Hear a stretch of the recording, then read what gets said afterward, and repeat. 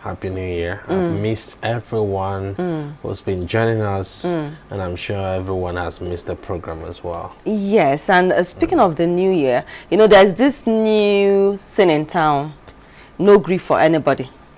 You know, I know you must have heard about it, right? Yeah, it was very serious in the beginning of the year. Is it still serious now? No, I don't think so. As much as a couple of people are saying it at the moment, but I don't think it's still serious now, because the slogan for me is not a positive one. Right? It's not. Taken from the context where that statement was made. You know, it was later we'll now discover that it was one of the Nigerian actors, Yore Dochie, in his letter to Emeka Ike, when Emeka Ike talked about discrepancies between him and his the wife and the kid, you know, and the son. So some people criticized him.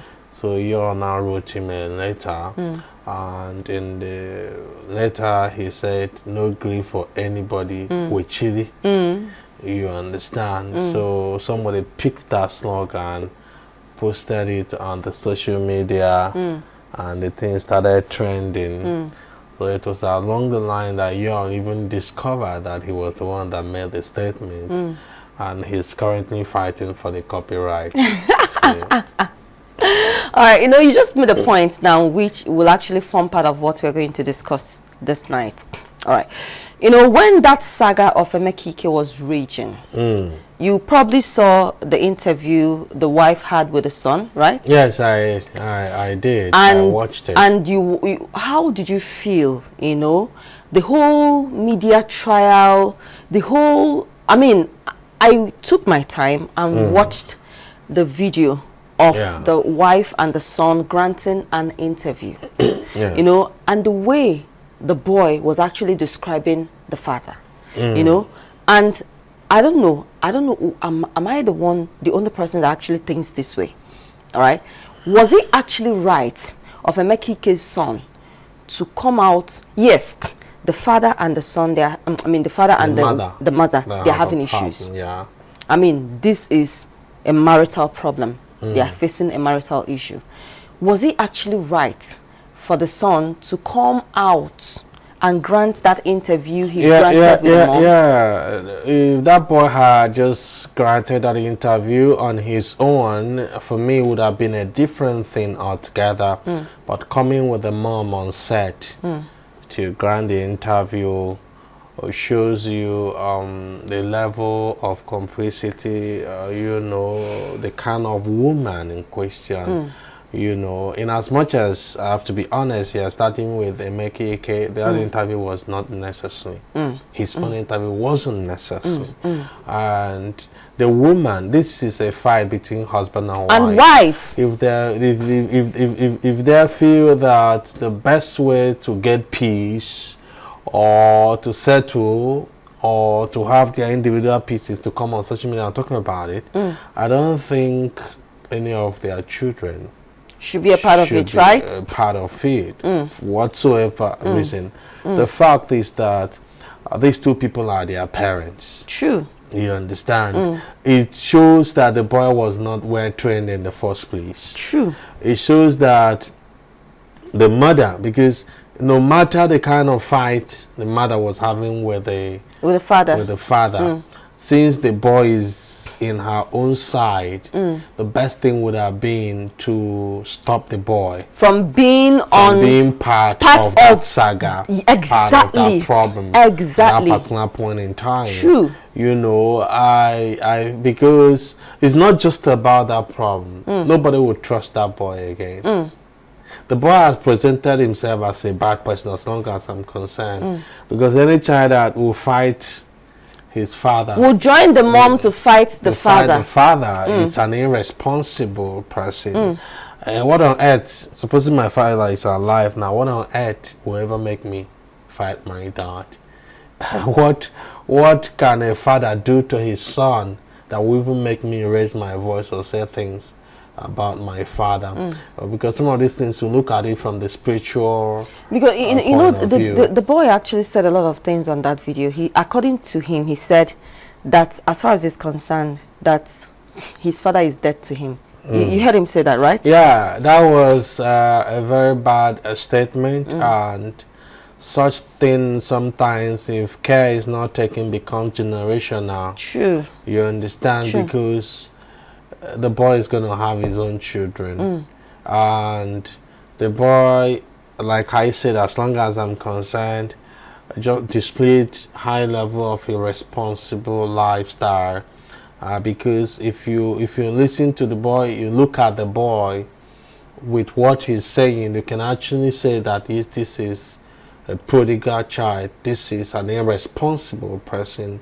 It's just that it's difficult for, there are mothers that cannot caution their children. There are mothers, no matter what, they cannot throw, even if their child is a criminal, they can't throw that child away.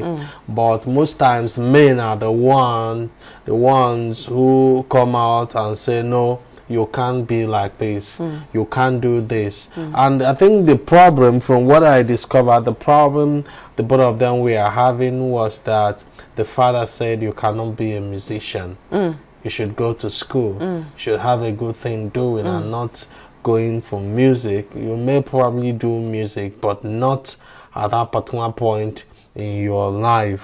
And the boy felt that the father was now was against his dreams of becoming whatever. Probably he's looking at Davido, Wizkid, and some of these guys who's made it in the industry. Because the father actually mentioned Don Jazzy when he was, I mean, the voice notes they played. Because, and it got me thinking, how they were able to record the voice notes of the father. That should have been a call, or maybe he sent him a voice note, whichever.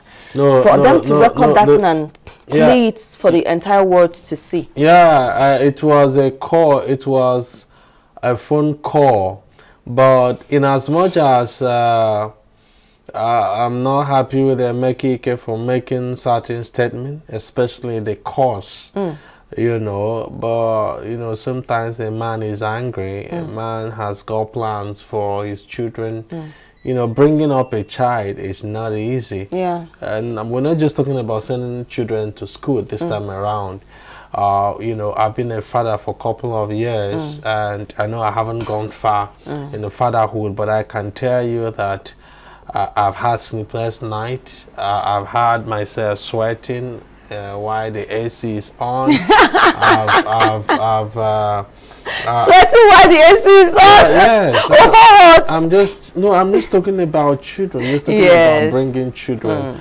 I've seen myself, you know, driving at night, despite insecurity in the state, because I needed to ensure my child is fine. You know, I've also seen what the mother, you know, passed through while giving birth to them.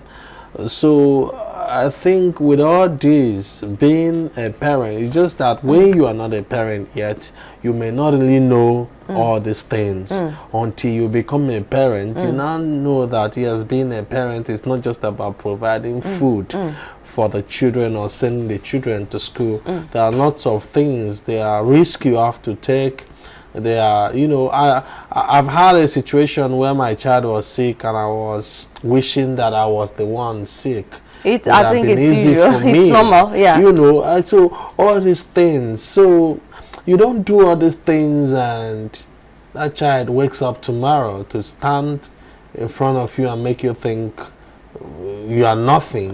You know, even if you don't have anything, even if you're not providing anything at that particular point in time, no matter what, that child owes you the honor. It's in the Bible. Bible did not specify that your father must be a pastor for you to honor him. Your father must be rich for you to honor. The Bible says honor your father so that your days will be long. This Bible word. It's instruction. It's not apologies. It's instruction.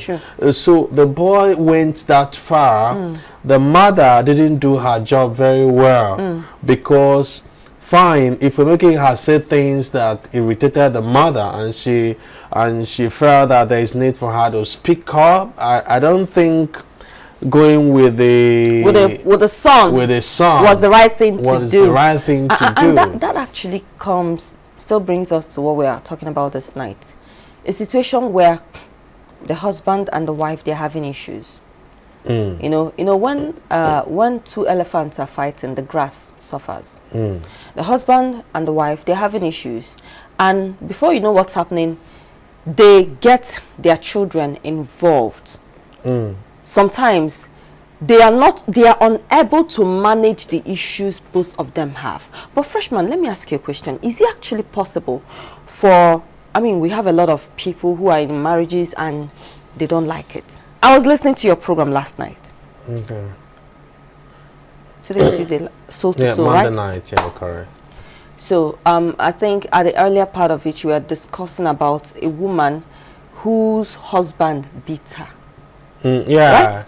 Yes, the ex wanted to help them financially because the guy that was going to marry the lady, you see, she was in a relationship for a couple of years, and eventually they discovered that the both of them have AS genotype, so the marriage didn't work.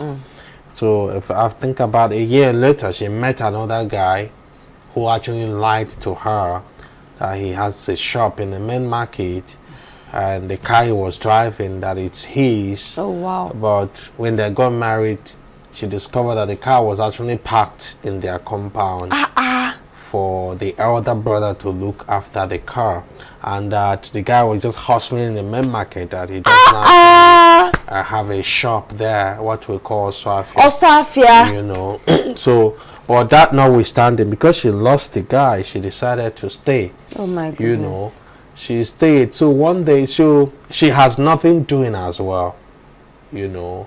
So one day she was helping a woman sell these condiments in the market. So one day she was coming back from the market, and then she saw her ex. Okay. And her ex was weeping because she has changed. She was looking haggard. She was looking old. And the ex was like, "What is going on? What happened?" You know, she now opened up to the ex that look, that her husband is actually doing nothing, that sometimes he comes back home with 1,000, sometimes 500, sometimes they don't eat at all. So, and the ex was like, no, that what you're going to do is go home, speak to your husband, whatever he wants to do, any kind of business he wants to do, he should go and learn the business. If you already have a business he can do, you should just tell him how much involved. Even if he's not going to dash him the money, he's going to give him money and allow him to do the business and maybe pay later, you know. And then requested for the lady's account number. Say, okay, let me pay 1 million into your account.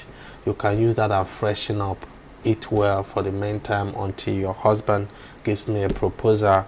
And the lady was like, no, I won't take money from you until I discuss with my husband. So she went home. That day passed. The second day she now decided to talk to the husband about it. And she now told the husband that, look, someone wants to help us. What I want you to do now is to think of a business you can do and how much involved, or you go and learn any business that this person is willing to give us support money, because the ex is a very rich person. Oh my goodness. You know. So after telling the husband insisted that she must tell him who the person is, you know, and then she told the guy that is her ex. As soon as she mentioned the name, her husband started slapping her, kicking her, beating her, to the extent that she sustained a number of injuries on her body. So she decided to hide it from her people. You know, her husband seized her phone immediately, so she couldn't call anybody on phone. So that her ex was now calling her to know about the discussion they had but wasn't getting her. Because the ex was still close to her family. The ex now called the younger sister and said, go and check your sister. The last time I met her, we discussed something. And since then, I've not been able to reach her on phone. Go and check if she's fine. The younger sister tried her number as well, and her number didn't go. So the younger sister decided to come all the way. You know, she visited and now saw her with bruises, face, body, everywhere. And then she started asking questions. Of course, automatically she knew that it was her husband that did that. And she didn't want to open up to her sister. Her sister had to involve their family members who now came and told her to pack her things and leave. She now says she won't follow them, that she will come later. They left. Her husband started begging her to forgive him after he hasn't beaten her before. That is devil, you know, that they still have to continue their marriage, but for the money, that he's not going to take a kobo from the man that has slept with her before. I cannot be loyal to a man that has slept with her before, her ex, you know. So that was it. So the lady the lady got confused. She told some of her friends. Some of them told her to stay back. Some asked her to leave the marriage because they've been married for, I think, a few months to 2 years. Do they have a child? They don't have any child. Yet. And according to her, she had been telling her husband that they need to go to hospital. But one is that no money to even go to hospital. Two is that her husband is actually nonchalant. You know, her husband keeps saying that that he's okay. He's fine. But she said that she believes that it's because there is no money. But if there is money, maybe he would have agreed to go to hospital. So she was now asking that question, you know, like, well, what do you think? Should I leave the marriage? Should I sort out things and stay? You know, lots of people, some people even cried, you know. I heard ladies crying because I was listening. I was angry. Yeah, some people were angry. I was angry because I never could imagine in this 21st century that we'll be hearing such a story. No, it's happening. It's happening. You know my anger. You know, you just narrated everything. Why would the guy lie in the first place? You don't have a shop. You lied that you have a shop. You don't have a car. Driving. You lied that you have a car. And you in fact, the whole marriage, everything is a lie. To him is nothing. Now there is someone that has come. God has sent this person to come and help. You don't want help. Yeah, you don't want help. Your pride will not. Your pride will not allow you. Yeah, there is this man, I don't know if you get offended, he actually cut from Oka, and the man is a refined person. If you hear him speak, you know that yes, this one had gone to places. The man said something. He said that what the man did, that he's not supporting the abuse, the physical abuse the man inflicted on the wife, but the man's decision not to accept that money. I now asked him, I said, sir, let's assume it's the other way around. Yeah. Let's assume you are the one and it's your girlfriend offering this help and your wife says no. And the man said that no, that his wife cannot say no. In the sense that as a man can handle some of this things very well, but a woman cannot handle it. You see, so I don't know, there is a way people understand some of these things. You know, for me, personally, if I am the one. You can't be the one, so don't say No, assuming that I'm in that guy's shoes. Stop assuming, freshman, please. No, just to let you know that. Stop assuming. It doesn't have to be you. It doesn't have to be you, please. You understand? Why would it be you? Yeah, you know, but I don't know how a lot of people think. The only thing that will make me not collect such money is if my wife had told me that this guy had been on her neck even when they didn't get married. I would not accept it because I wouldn't want to give the guy a room to continue having access to her, you know. But if it's clear to me that they don't have anything in the offing, I don't have any problem with even being the guy's friend. You know, when I heard that story, I thought they had kids.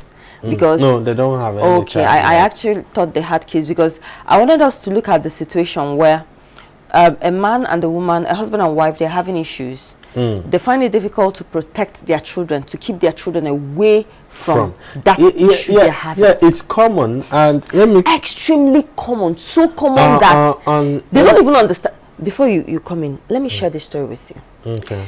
In one of the schools, one of the primary schools that I visited, here in Onitsha, in Okpoko, I met a twin, okay, two boys. The issue was that they couldn't pay, freshmen, they couldn't pay common entrance.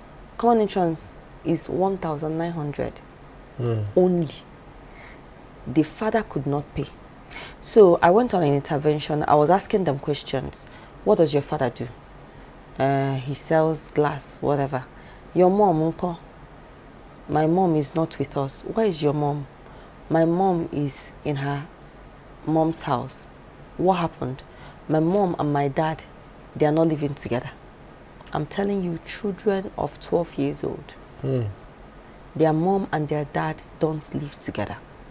And obviously, it's affecting these kids. Definitely. Obviously, because if you look at them, together, they would have even paid that bill. If you look at them, the twins, both of them, you will know that the issues their parents are having is affecting them. Definitely. A broken home cannot produce a normal child. Broken home produces broken children. It's just like that. There is no way an individual can train children. God, who combined a man and a woman, knew what he was doing. Yes. I didn't finish the story fresh. They are in primary 6. Okay. So I said, okay, there was some money some people sent to me and said I should go and look out for indigent children and pay for them. So I now asked them, if we pay for your common entrance, can you pass? The headmistress was already saying, no, that I shouldn't even bother paying, that she wants them to repeat, that they should repeat. One of the twins said that he can pass. The other one said he will not pass. I looked at the other one that said he will not pass. I was able to look inside of his head and I found out he was afraid. Not just afraid, everything. He has lost everything. Like his mind. He was afraid. He was not sure of himself. I called him. The confidence has died. The confidence is not there. I called him. Come and sit by my side. He came and sat down. I started asking him question. What was the challenge? What's the problem? Is it that you feel that you cannot pass, or you've not read enough, or you want more time? Or he said he's not sure whether he will pass. I said, the other brother said he will pass. I said, but there is no way one of you will write. It has to be two of you. Now, it's either two of you are writing or two of you will repeat. Do you still insist that you want to repeat? He looked at me, looked at his brother. He said I should go on and pay, that he will pass. I said, are you promising me that because I spoke to him, I encouraged him. After talking to him, he said, okay, that I should go on and pay, that they are going to pass. I said, are you telling me that you're going to pass? He said, yes, that he's going to pass. Now, freshman, imagine the kind of life these young people the kind of situation they will be going the kind through. of situation they will be going through At simply home. because their father, they are living with their father. Their mom is living elsewhere. So it's just their father. If you look at them from head to toe, freshman, you will weep. You will weep for a lot of children. What children are going on simply because a man and a woman that call themselves husband and wife decided to take a horrible decision without thinking about their children. Even though I don't blame anybody for wanting out of an abusive relationship, but at least the children. The children, see, the truth of the matter is that, when it comes to the children, Nigerian law has made it a little bit easier. The woman takes care of the children. The man sponsors the children. Yeah. But because of poverty and ignorance here, when something like that happens, because those children may likely look dirty. Very, very. Not may likely. You know, but if they were with their mother, even if they are putting on old clothes, it won't be that dirty. Do you understand? So that's why, for me, when there is an issue of divorce or separation, by right, the woman should be in custody of the children while the man provides. Because let me assure you that this man may not even care whether those children, they are writing this exam or not. It's not his business. But if he's the mother would have done anything to ensure that they are right. Not every man. There are men that can naturally take care of children, someone like me. But I know I still need, I have to be honest with you. Yeah. My children, they are so important to me. I'm not preparing or planning or praying to separate from my wife. But assuming that such thing happens. I've told you to stop assuming. Okay. No, I'm just trying to tell you this thing. I so much believe in my heart that between me and my wife, that she owns the children more than myself. Because I know what she had gone through to give birth to them. And I understand the connection that both of them have. Children are much more connected to their mother than their father. Not because their father is not part of them or is not working hard for them. But these people have been living together for 9 months before coming here. True. You understand? True. So it is difficult to separate them. Very, very difficult. So, but because of ignorance, because of poverty, when there is such separation, when there is divorce, you see the man dragging, making noise that he must be in custody of the children. And sometimes when these kids are given to the man will still continue gallivanting, doing his business.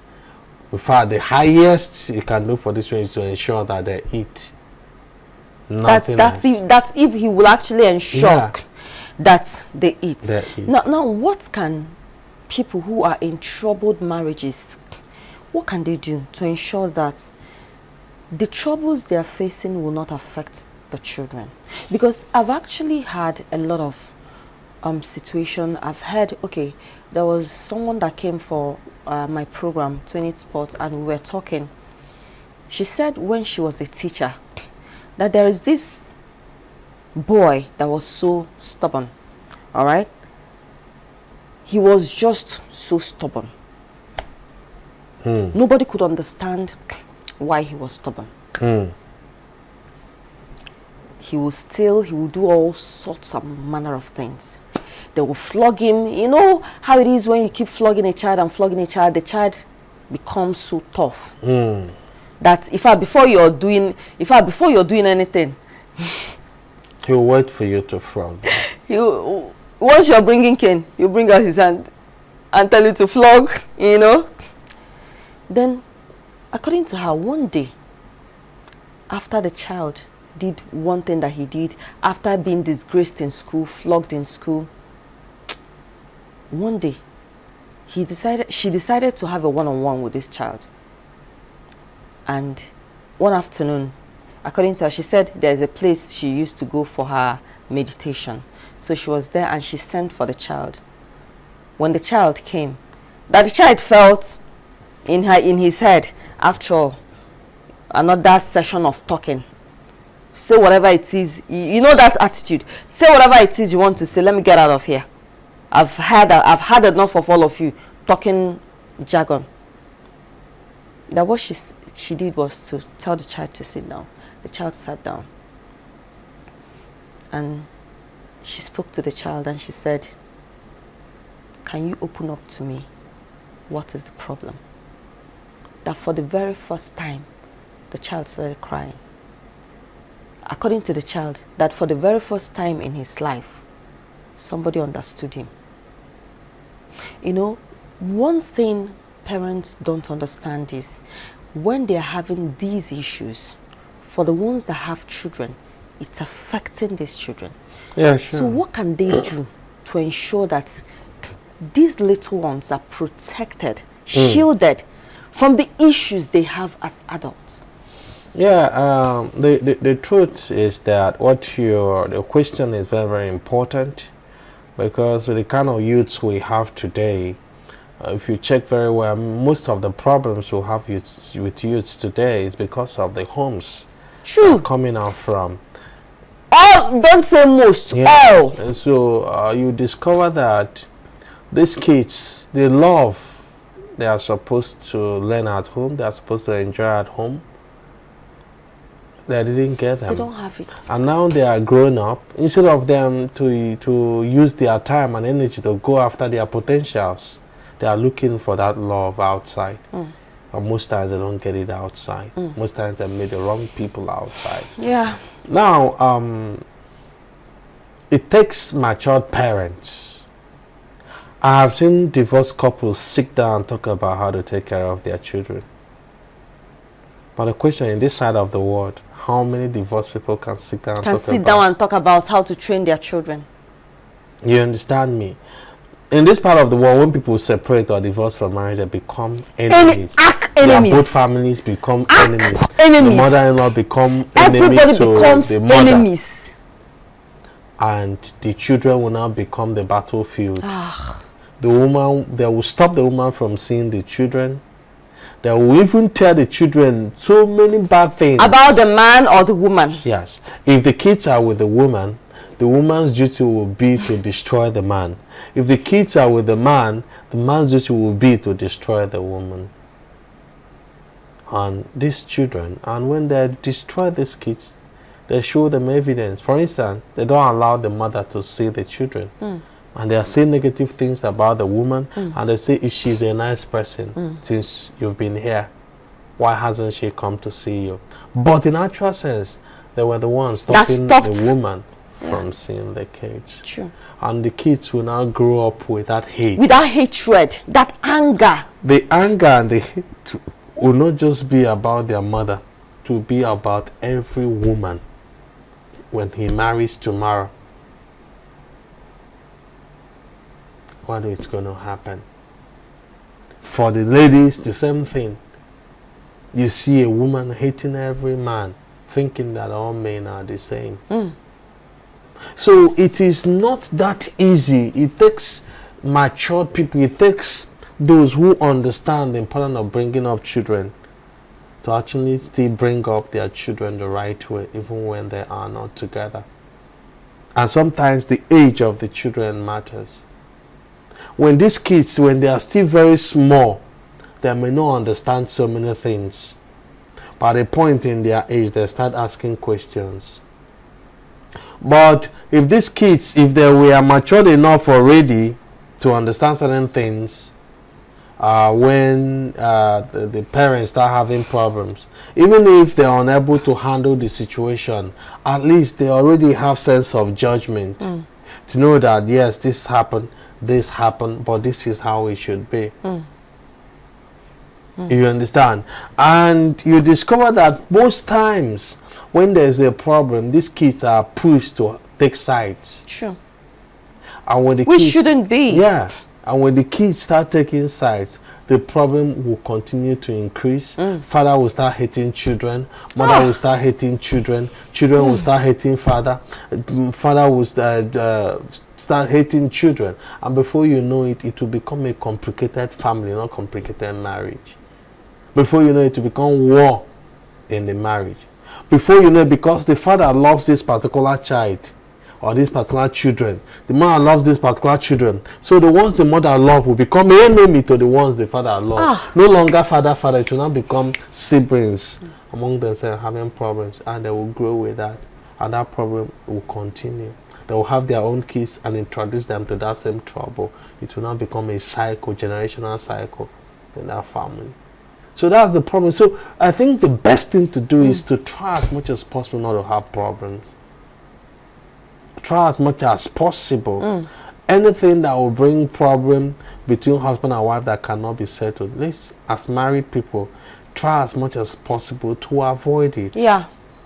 Even when it comes, let us try as much as possible to pretend and then handle it in a way that the children, they are safe physically and spiritually. True. And emotionally too. True. And those ones who are going into marriage, I think with all these things, they should be able to sit themselves down, not but somebody sitting them down, so that they can advise themselves on making the right choice. The right choice, the right decision. Because the choice you're making, you're not just choosing a husband for yourself, you're choosing a father for your children. True. Not just choosing a wife, you're choosing mother for your children. Is this the kind of a person? Is this the kind of woman I want to raise my children? Like, what kind of future am I going to have with this woman? Yeah. What kind of children will she raise for me? You know, young people don't even ask these questions. They are just in a hurry. You know, and part of the reasons why we're having this conversation is to help troubled marriages. You know, even if they are going to have any issue, to protect their children, from the issue, to shield their children, because I know a lot of marriages could be facing issues, but it's really important. Just from where we started, we were discussing about Amekike and the wife, how the son sided the wife, the mother, to come and diss Amekike in the face of the entire world, you know? Thinking that it's going to make sense, thinking that it's going to make a meaning. Some people are clapping for them. Of course, there's nothing you do on the social media that you can't find some fans or some people to clap for you. Even if you go on the social media and say, I just committed an abortion yesterday. Some people are still going to say, oh, say, thank God you well survived. done. That's good one. You must have gone to a good hospital. Next time, keep it up. You understand? There are still people that social media is crazy. You understand? So, yeah. So that's how this thing is. There are people who are clapping for the boy, but they remain. Any father that listen, even good mothers will look at that boy and say, the way you're going is not the way of God. The way you're going is not the way to go. We're talking about your dad. These two people, husband and wife, they can talk heaven. If they have the power to talk the sky down, let them talk the sky down. This is what they've chosen for themselves. But the children, they need to stay clear. They need to stay clear. If that Mekike son comes to marry my daughter tomorrow, I won't accept it. Maybe he must have changed, but I will not still accept it. Because I feel that he's not cultured, he doesn't know anything, and he's carrying a curse on his head. You understand? And the mother didn't help. I believe maybe because of probably the mother's background, probably she doesn't have it, because a mother that has it will not allow the son to be a part of it, to take part of it, that saga. A mother that has it will never ever want the son. Finally, as we wrap up, what should we advise, first of all, a man, then a woman, and the children in the face of a troubled home? Yeah, the thing there is, when there is trouble at home, people should remove their eyes from the individuals. All eyes should be on the trouble. If they have their eyes on the trouble, it will be easier to solve or manage. If they can't solve it, they can manage it. But when the eyes are on individuals, that is where problem will continue to exist. That's when they can never solve that problem. So I think the most important thing is, even if at a point in that marriage, because there are marriages that you just can't help it, the only solution for life to remain is separation. Let them separate in peace. And then have the children in the center, and still use themselves as a shield for the children in every aspect of life. True. And even though they are no longer together, the same way they are supposed to contribute, because it's not just being in the same apartment, it's not just living together, a husband and wife, There are couples who live abroad, their wives live in Nigeria, yet they are still training their children very well. Sure. So they can be physically separated, but in terms of taking care of the children, they are still connected. So that need of contribution, that contributory factor, no one should be stopped from contributing. Everybody should be given the yardstick, should be given opportunity to contribute. So that if the woman is contributing in every aspect, the man is contributing in every aspect, the children will not even feel the impact of this separation. I can spend some time with the father, spend some time with the mother, get what they are supposed to get here, get what they're supposed to get here. It will just look like one person is living here, the other person is living there, even when they are divorced or separated.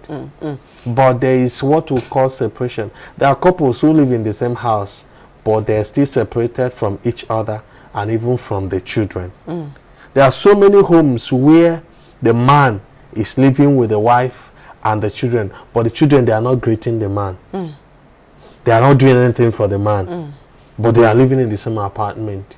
But there are families where the man is living in US, the children and the wife, they are living in Nigeria, yet they are one loving, happy family. So it's not about physical separation sometimes, emotional touch or separation, spiritual separation, mental separation. Because some people, there are people that, as I'm sitting close to you right about now, but we are not together. But we are sitting close. I can touch you, you can touch me. But deep down, both of us will know we are not together. But there are people, in fact, some people are close to people far away from them. Yeah. There are people who are emotionally connected to somebody who is living abroad. Maybe through social media, but the one they are sitting with, they are very far from that person. Whereas there are people who are married, their partner is far away, but they are still connected because the emotion has joined them together and they are connected. So it's not just about the physical disengagement, it's not just about the physical separation, it's about the mental, emotional and spiritual separation or connection. Yes. I think you've said it all. In conclusion, I would just add, there's this video I watched on, was it on TikTok? A father was giving out the bride to the groom. After watching that video, I don't know if you've seen the video, I shared it here. The father said, at any time you feel like you no longer love my daughter. As I'm saying this and I'm having goosebumps. He said, at any time you wake up and you feel like you no longer love my daughter, please don't hurt her.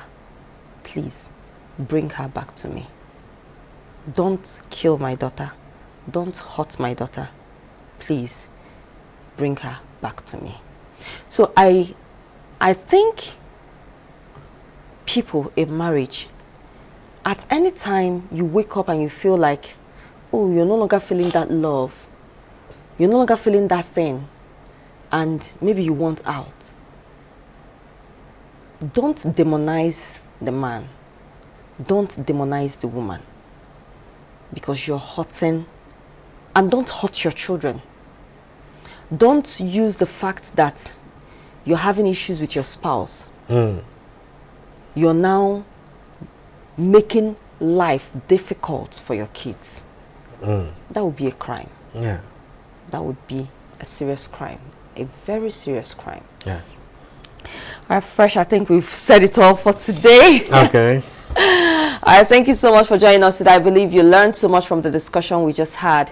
It's really important that we protect these children. And at any particular point in time you feel you're okay with someone, please don't hurt them. Don't maim them. It's really important that you preserve lives. Let us preserve lives in marriages. My name is Oma. You're very sweet out of radio and TV. And with me... Okay, I'm Freshman. Thanking you so much for joining us and hoping you join us again next week. Bye-bye. Bye.